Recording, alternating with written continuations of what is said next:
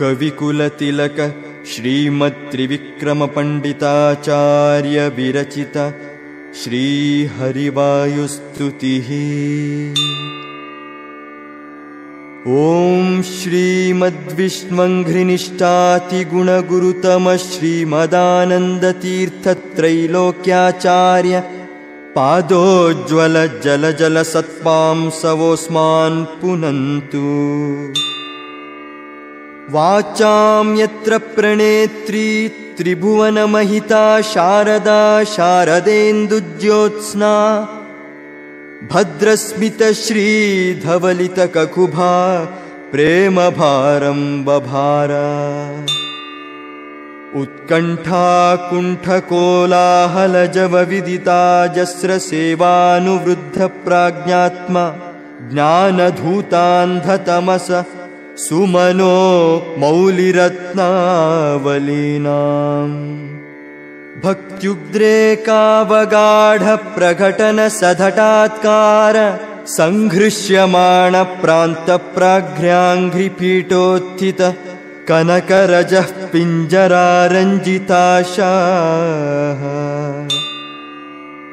जन्माधिव्याध्युपाधिप्रतिहति विरहप्रापगाणां गुणानाम् अग्र्याणामर्पकाणां चिरमुदितचिदानन्दसन्दोहदानाम् एतेषामेष दोषप्रमुषितमनसां द्वेषिणां दूषकाणां दैत्यानामार्तिमन्धे तमसि विदधतां संस्तवेनास्मि शक्तः। अस्याविष्कर्तुकामं कलिमलकलुषेऽस्मिन् जने ज्ञानमार्गं वन्द्यं चन्द्रेन्द्ररुद्रद्युमणिफणिवयो नायकाद्वैरिहाद्य मध्वाख्यं मन्त्रसिद्धं किमुत कृतवतो मारुतस्यावतारं पातारं पारमेष्ट्यं पदमपविपदः प्राप्तुरापन्नपुंसाम्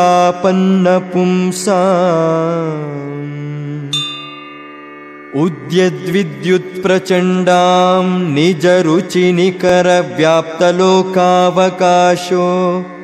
बिभ्रद्भीमो भुजे योऽभ्युदितदिनकराभाङ्गदाढ्यप्रकाण्डे वीर्योधार्यां गदार्ग्यामयमिह सुमतिं वायुदेवो विदध्यात्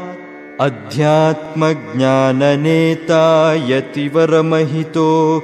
भूमिभूषामणिर्मे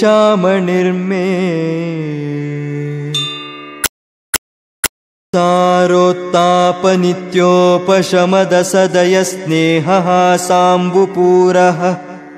प्रोद्यद्विद्यानवद्यद्युतिमणिकिरणश्रेणिसम्पूरिताशः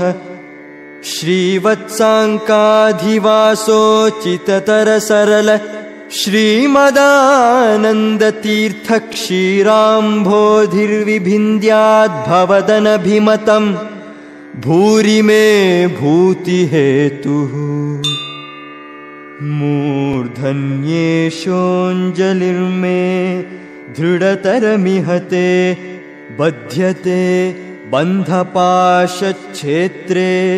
दात्रे सुखानां भजति भुवि भविष्यद्विधात्रे द्युभर्त्रे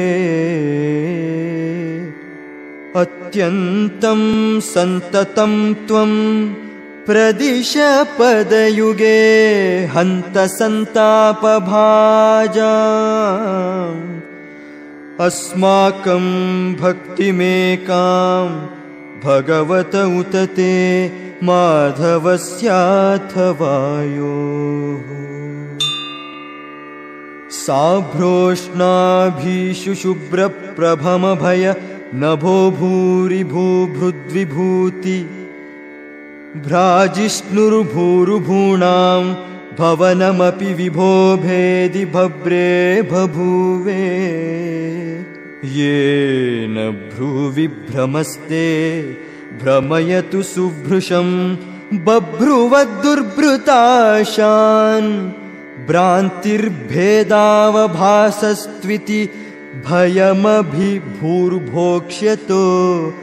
मायि भिक्षु ये मुं भावं भजन्ते सुरमुखसुजनाराधितं ते तृतीयम् भासन्ते भासुरैस्ते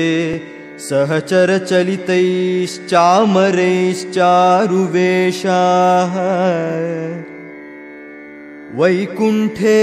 कण्ठलग्नस्थिरशुचिविलसत्कान्तितारुण्यलीला लावण्या पूर्णकान्ता कुचभरसुलभाश्लेषसम्मोदसान्द्राः आनन्दान् मन्दमन्दा ददति हि मरुतः कुन्दमन्दारनन्द्या वर्तामोदान् दधाना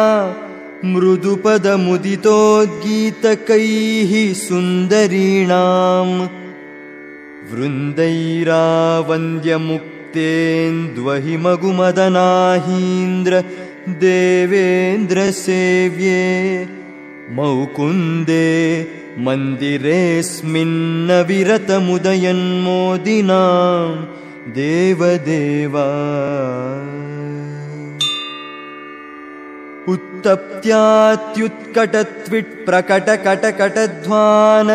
उत्तप्त्यात्युत्कटत्विट्प्रकटकटकटध्वानसङ्घट्टनोद्यद् विद्युद्व्यूढस्फुलिङ्गप्रकरविकिरणोत्क्वाथिते बाधिताङ्गान् उद्गाढं पात्यमाना तमसि तत इतः किङ्करैः पङ्किलेते पङ्क्तिर्गावणां गरिम्णां ग्लपयति हि भवद्वेषिणो विद्वदाद्या अस्मिन्नस्मद्गुरूणां हरिचरणचिरध्यानसन्मङ्गलानां युष्माकं पार्श्वभूमिं धृतरणरणिकस्वर्गिसेव्यां प्रपन्नः यस्तूदास्ते स अस्तेधि भवमसुलभक्लेशनिर्मोकमस्त प्रायानन्दं कथं चिन्न वसति सततं पञ्चकष्टेति कष्टे क्षुत्क्षामान् रूक्षरक्षो रधकरनखरक्षुण्णविक्षोभिताक्षान् आमग्नानन्धकूपे क्षुरमुखमुखरैः पक्षिभिर्विक्षताङ्गान् पूयासृन्मूत्रविष्ठाकृमिकुलकलिले तत्क्षणक्षिप्तशक्त्याः अस्त्रव्रातार्दितां स्त्वद्विष उपजिहते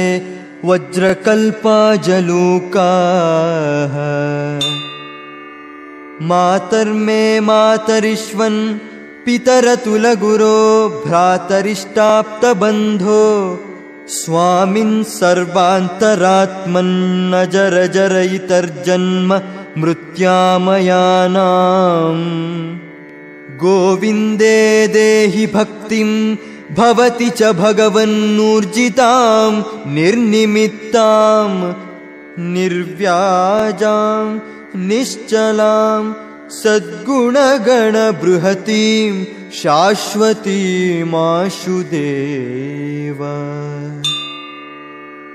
विष्णोरत्युत्तमत्वादखिलगुणगणैस्तत्र भक्तिं गरिष्ठाम् आश्लिष्टे श्रीधराभ्याममुमथ परिवारात्मना सेवकेषु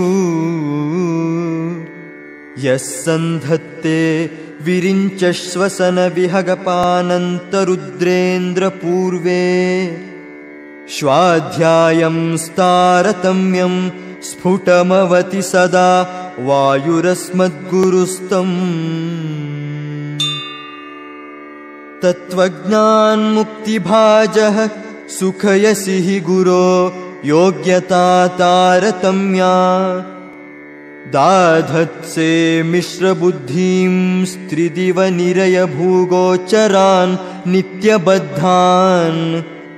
तामिश्रान्धादिकाख्ये तमसि सुबहुलं दुःखयस्यन्यथा ज्ञान् विष्णोराज्ञाभिरित्थं श्रुतिशतमितिहासादि चाकर्णयामः वन्देऽहं तं हनुमानिति महितमहापौरुषो बाहुशाली ख्यातस्तेऽग्र्योऽवतारः सहित इह बहुब्रह्मचर्यादि धर्मैः सस्नेहानां सहस्वानहरहरहितं निर्दहन् देहबाजाम् अंहो मोहापहो यस्पृहयति महतीं भक्तिमद्यापि रामे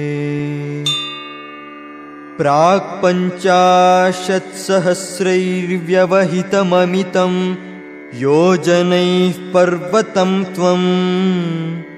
यावत् सञ्जीवनाद्यौषधनिधिमधिकप्राणलङ्कामनैषी अद्राक्षीदुत्पतन्तं तत उत गिरिमुत्पाटयन्तं गृहीत्वा यान्तं खे राघवाङ्घ्रौ प्रणतमपि तदैकक्षणे त्वां हि लोकः क्षिप्तः पश्चात् सलीलं शतमतुलमते योजनानां स उच्चस्तावद्विस्तारवांश्चाप्युपललव इव व्यग्रबुद्ध्या त्वयातः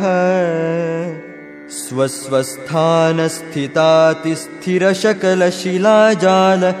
संश्लेषनष्टच्छेदाङ्कः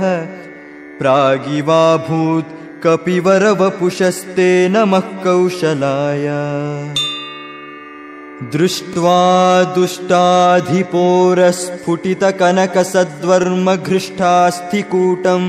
निष्पिष्टं हाटकाद्रिप्रकटतटतटाकातिशङ्को जनोऽभूत् येनाजौ रावणारिप्रियनटनपटुर्मुष्टिरिष्टं प्रदेष्टुं किं नेष्टे मे सतेष्टापदकटकतटित्कोटिभामृष्टकाष्ठः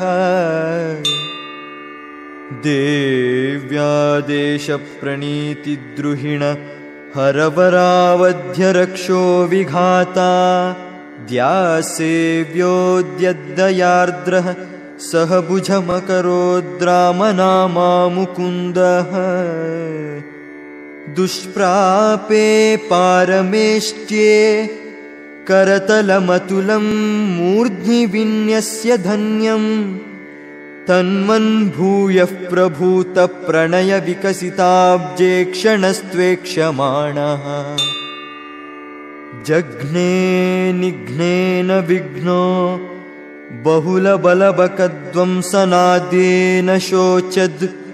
विप्रानुक्रोशपाशैरसुविधृतिसुखस्यैकचक्राजनानां तस्मै ते देव कुर्मः कुरुकुलपतये कर्मणा च प्रणामान् किर्मीरं दुर्मतीनां प्रथममथ च यो नर्मणा निर्ममाथ निर्मृद्नन्नत्ययत्नं विजरवरजरासन्धकायास्थिसन्धीन् युद्धे त्वं स्वध्वरे वा पशुमिव दमयन् विष्णुपक्षद्विडीशम् यावत् प्रत्यक्षभूतं निखिलमखभुजं तर्पयामासिथासौ तावत्या योजितृप्त्या किमु वद भगवन् राजसूयाश्वमेधे क्ष्वेलाक्षीणाट्टहासं तव रणमरिहन्नुद्गदोद्दामबाहोः बह्वक्षौहिण्यनीक क्षपणसुनिपुणं यस्य सर्वोत्तमस्य शुश्रूषार्थं चकर्थस्वयमयमिह संवक्तुमानन्दतीर्थ श्रीमन्नामन् समर्थस्त्वमपि हि युवयोः पादपद्मं प्रपद्ये दृह्यन्तीं हृद्रुहं मां द्रुतमनिलबलाद्रावयन्तीमविद्या निद्रां विद्राव्य सद्यो रचनपटुमतापाद्य विद्यासमुद्र वाग्देवी सा सुविद्या द्रविणदविदिता द्रौपदी रुद्रपत्न्याद्युद्रिक्ताद्राघभद्राद्रहयतु दयिता पूर्वभीमाग्नयात्ते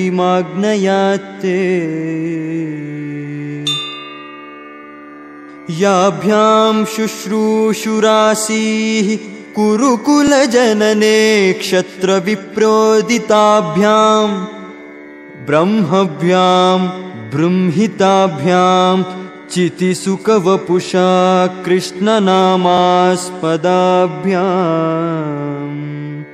निर्भेदाभ्यां विशेषाद्विवचनविषयाभ्यामुभाभ्याममूभ्यां तुभ्यं च क्षेमदेभ्यः सरसिजविलसल्लोचनेभ्यो नमोऽस्तु। गच्छन् सौगन्धिकार्थं पथि स हनुमतः पुच्छमच्छस्य भीमः प्रोद्धर्तुं नाशकत्सत्त्वमुमुरुवपुषा भीषयामास चेति पूर्णज्ञानौजसोस्ते गुरुतमवपुषोः श्रीमदानन्दतीर्थक्रीडामात्रं तदेतत्प्रमददसुधियां मोहकद्वेषभाजाम्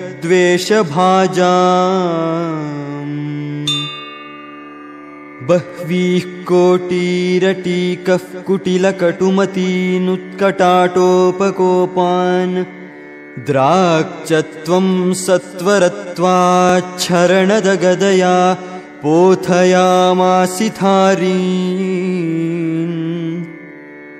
उन्मथ्या तथ्यमिथ्यात्ववचनवचनानुत्पथस्थां स्थतान्यान् प्रायच्छस्व प्रियायै प्रियतमकुसुमं प्राणतस्मै नमस्ते। देहादुत्क्रामितानामधिपतिरसतामक्रमाद्वक्रबुद्धिः क्रुद्धः क्रोधैकवश्यः कृमिरिव मणिमान् दुष्कृती निष्क्रियार्थम् चक्रे भूचक्रमेत्यक्रकचमिव सतां चेतसः कष्टशास्त्रं दुस्तर्कं चक्रपाणेर्गुणगणविरहं जीवतां चाधिकृत्य तद्दुष्प्रेक्षानुसारात् कतिपयकुनरैरादृतोऽन्यैर्विसृष्टो ब्रह्माहं निर्गुणोऽहं वितथमिदमिति ह्येष पाषण्डवादः तद्युक्त्या भासजालप्रसरविशतरुद्दाहदक्षप्रमाण ज्वालामालाधरोऽग्निः पवनविजयते देवतारस्तृतीयः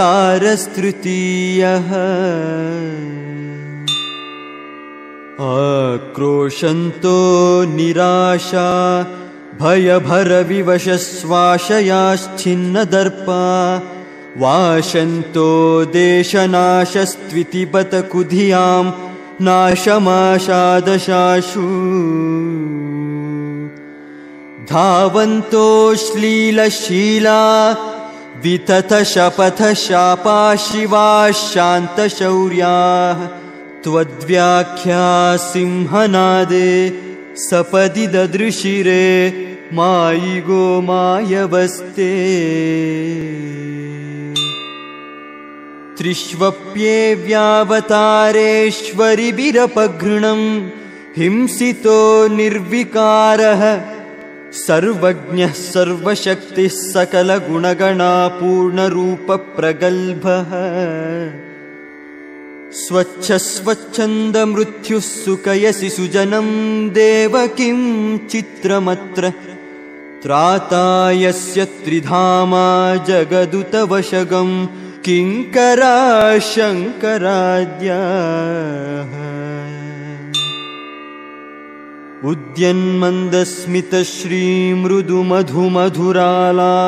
उद्यन्मन्दस्मितश्रीमृदुमधुमधुरालापपीयूषधारा पूरासे कोपशान्ता सुखसुजनमनोलोचना पीयमानम् सन्द्रक्ष्ये सुन्दरं सन्दुहदिह महदानन्दमानन्दतीर्थ श्रीमद्वक्त्रेन्दुबिम्बं दुरितनदुदितं नित्यदाहं कदानु प्राचीनाचीर्णपुण्योच्चय चतुरतराचारुतश्चारुचित्तान् अत्युच्चां रोचयन्तीं श्रुतिचितवचनां श्रावकांश्चोद्यचुञ्चून् व्याख्यामुत्खातदुःखां चिरमुचितमहाचार्यचिन्तारतांस्ते चित्रां सच्छास्त्रकर्तश्चरणपरिचरान् श्रावयास्मांश्च किञ्चित् पीठे रत्नोपक्लप्ते रुचिररुचिमणिज्योतिषा सन्निषण्णम् ब्रह्माणं भाविनं त्वां ज्वलति निजपदे वैदिकाद्या हि विद्याः सेवन्ते मूर्तिमत्यः सुचरितचरितं भाति गन्धर्वगीतम्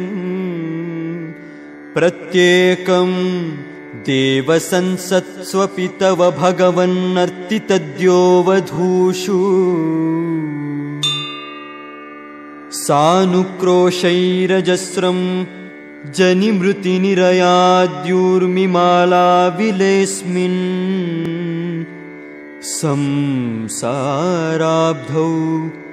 निमग्नांश्चरणमशरणानिच्छतो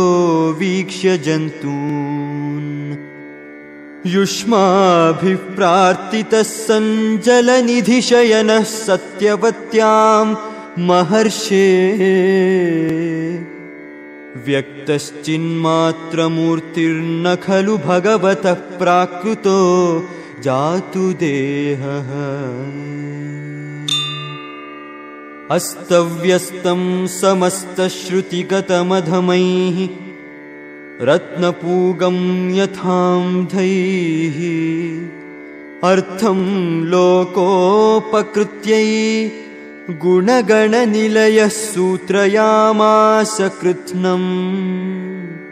योऽसौ व्यासाभिधानस्तमहमहरहर्भक्तितस्तप्रसादात् सद्यो विद्योपलब्ध्यै गुरुतमम गुरुं देवदेवं नमामि। आज्ञामन्यैरधार्यां शिरसि परिसरद्रश्मिकोटिरकोटौ कृष्णस्याक्लिष्टकर्मा दधदनुसरणादर्थितो देवसङ्घैः भूमावागत्य भूमन्नसुरकरमकरोर्ब्रह्मसूत्रस्य भाष्यम् दुर्भाष्यं व्यस्य दस्योर्मणिमत उदितं वेदसद्युक्तिभिस्त्वम् भूत्वा क्षेत्रे विशुद्धे द्विजगणनिलये रूप्यपीठाभिधाने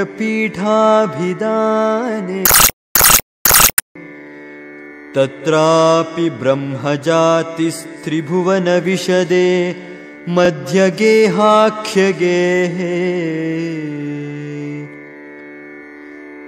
पारिव्राज्याधिराजः पुनरपि बदरीं प्राप्य कृष्णं च नत्वा कृत्वा भाष्याणि सम्यग् व्यतनुत च भवान् भारतार्थप्रकाशम् वन्दे तं त्वा सुपूर्णप्रमतिमनुदिना सेवितं देववृन्दैः वन्दे वन्दारुमीशे श्रिय उत नियतं श्रीमदानन्दतीर्थम् वन्दे मन्दाकिनी सत्सरिदमलजलासेकसाधिक्यसङ्गम् वन्देऽहं देवभक्त्या भवभयदहनं सज्जनान्मोदयन्तम् सुब्रह्मण्याख्यसूरेः सुत इति सुभृशं केशवानन्दतीर्थ श्रीमत्पादाब्जभक्तः स्तुतिमकृत हरेर्वायुदेवस्य चास्य तत्पादार्चादरेण ग्रथितपदलसन्मालया त्वेतया ये सम्राध्यामु नमन्ति प्रततमतिगुणा मुक्तिमेते व्रजन्ति इति श्रीहरिवायुस्तुतिः सम्पूर्णम् श्रीकृष्णार्पणमस्तु। ॐ पान्त्वस्मान् पुरुहूतवैरिबलवन् मातङ्गमाद्यद्घटा कुम्भोच्चाद्रिविपाटनाधिकपटु प्रत्येकवज्रायिताः श्रीमत्कण्ठीरवास्य प्रदतसुनखरा दारितारातिदूरप्रध्वस्तध्वान्तशान्तप्रविततमनसा भाविता भूरिभागैः लक्ष्मीकान्तसमन्ततोऽपि कलयन् नैवेशितुस्ते समम् पश्याम्युत्तमवस्तु दूरतरतोपास्तं रसो योष्टमः यद्रोषोत्करदक्षनेत्रकुटिलप्रान्तोत्थिताग्निस्फुरत् खद्योतोपमविस्फुलिङ्गभसिता ब्रह्मेश शक्रोत्कराः